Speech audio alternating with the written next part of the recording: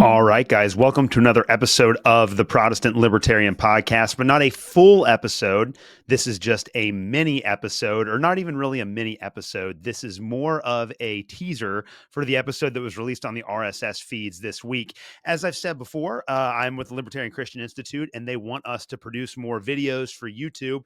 And I recorded a couple of episodes on passages in First Thessalonians a few months back, and I did a lot of research, and I wanted to make sure that what I said during the episode came out exactly the way that I wanted it. So I didn't record it live on video. So just like my episode on Ludwig von Mises versus N.T. Wright from a month or two ago, this is not the full episode. You have to go to the RSS feeds or even to the RSS feeds here on YouTube to see the entire episode. I just wanted to give you a little taste of what you would get if you checked out that episode. The episode is 186, Work with Your Hands, and this is on 1 Thessalonians 4, 1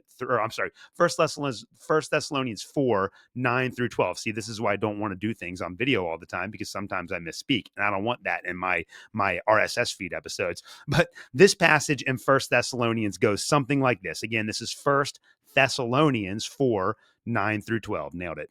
Now, as to the love of the brethren, you have no need for anyone to write to you, for you yourselves are taught by God to love one another. For indeed, you do practice it towards all the brethren who are in all Macedonia. But we urge you, brethren, to excel still more and to make it your ambition to lead a quiet life and attend to your own business and work with your hands, just as we commanded you, so that you will behave properly towards outsiders and not be in any need. So in this episode, I break down what this passage means historically. We take a look at the reason why this can't be easily tracked on to either capitalism or socialism, both of them being modern ideals.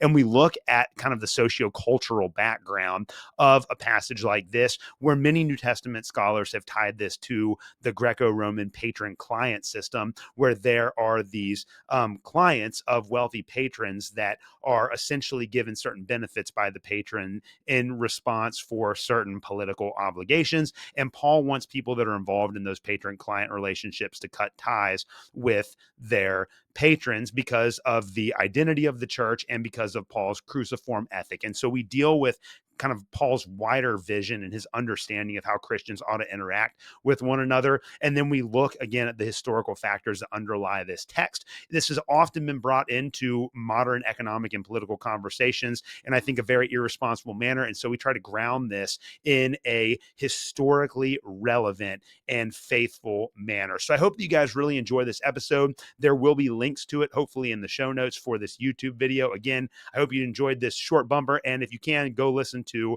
the full thing. I would love to hear your thoughts. Thank you guys so much for everything that you do for the show. And yeah, enjoy the episode.